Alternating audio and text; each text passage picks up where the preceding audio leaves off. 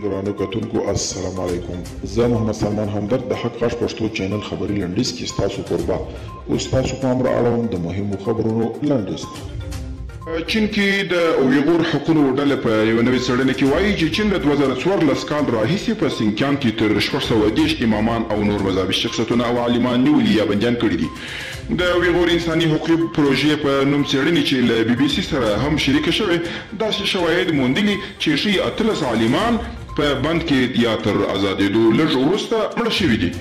پینټاګون وایي که چیرې افغانستان کې پر سولې هوکړه ونه شي د افغان دولت ترڅنګ درېږي. د امریکا د لوی درستیز مرستیال میتو ترالینګر د سنا مجلس د پوځي خدمتونو کمیټې ناسته کې وویل چې دوی د افغان امنیتي ځواکونو په وړتیا باور لري. دغه غونډه کې د افغان امنیتي ځواکونو د تنخواګانو د دوی د تجهیز او هوایي او ځانګړو ځواکونو په ملاتړ هم ټینګار وشو.